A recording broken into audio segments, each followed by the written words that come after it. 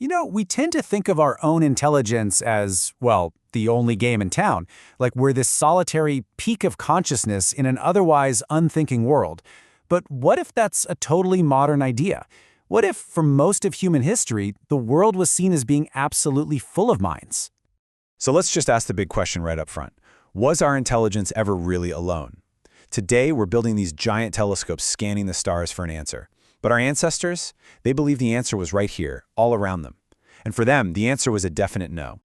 See, for the ancient world, this wasn't even a debate. They didn't speculate about other intelligences, they just assumed they were there. It meant that humanity wasn't the master of some silent planet, but more like a new student in a very old, very crowded, and very talkative classroom. Okay, so to really wrap our heads around this, we have to do a little mental gymnastics. We need to step out of our modern way of thinking and into what some scholars call an I-thou cosmos. And trust me, it is a completely different way of seeing, well, everything. This right here is the key. On the right, that's our world, the I-it world. We see a river, and it's an it. It's just water. It's physics. It's rainfall levels. But in the ancient I-thou world, the river is a thou. It's a presence, a personality. It has a will of its own. So the river doesn't just fail to rise. No, it refuses to rise. The thunder isn't just a sonic boom from lightning. It's a voice. In a world like that, a world full of thous, intelligence isn't some weird exception. It's the absolute norm. All right, with that framework in mind, let's dive into maybe the best example of this kind of non-human intelligence, the mysterious, primordial sages of ancient Mesopotamia. They were called the Apkallu. Now, these beings were fascinating because they weren't gods, not really, but they certainly weren't human either. They were this group of 7 semi-divine sages who, get this, literally walked out of the Abzu, a kind of cosmic underground ocean that was believed to be the source of all wisdom. And their mission? It was to give a brand new human race the basic building blocks of civilization. So what was their job description exactly? Well, they were intermediaries. They were the bridge. They brought humanity the big stuff, how to farm, how to write, how to create laws. To the Mesopotamians, these beings were the only thing that made sense to explain these huge, sudden jumps in culture and technology. And they had this incredible authority because they were outsiders, what some call stranger kings. Their very otherness, their not being human, is what made people listen. But here's a really important catch. Not all of these intermediary minds were seen as helpful teachers. The ancient world was full of stories about a whole spectrum of these beings. Some were benevolent guides, sure, but others were dangerous, giving humanity knowledge that we just weren't ready to handle. This table lays out that spectrum perfectly. I mean, look at the contrast here. On the one hand, you have the Greek daimons. They were seen as benevolent spirits, a totally necessary part of the cosmic machinery that kept everything in balance.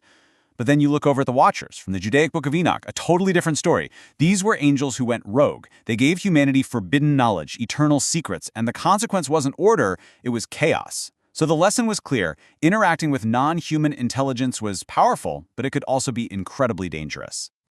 And this is where it gets really wild. This idea of an intermediary, a being who's not quite a god, not quite a human, who comes and kickstarts civilization, this isn't just a Middle Eastern thing.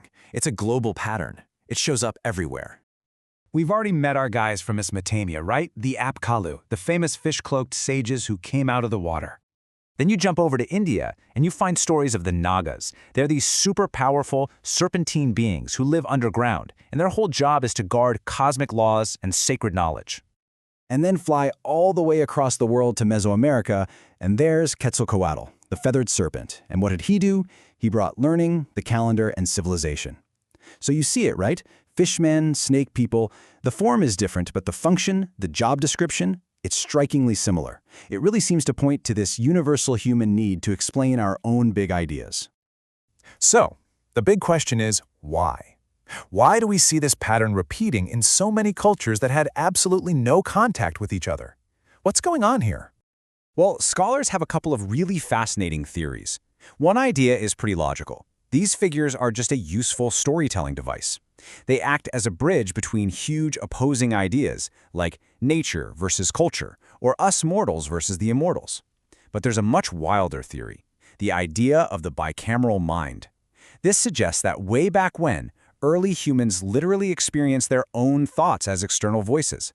and that these myths are the leftover cultural memories of hearing those voices. But look, regardless of which theory you prefer, the conclusion is really the same. For the ancient world, intelligence was never a monologue happening inside one person's head. It was a dialogue. It was happening all over the place, in a pluralistic universe. And in that grand cosmic conversation, we weren't the masters. We were the new kids, the students, just trying to learn the ropes. And that leaves us with this one final thought that just flips our whole modern search for intelligence on its head. Ancient people didn't look up at the stars and ask, "Are we alone?" They looked at the river, they looked at the storm, they looked into the forest, and they simply assumed they were not. They assumed intelligence was everywhere, which kind of makes you wonder, doesn't it? What did they know that we've forgotten?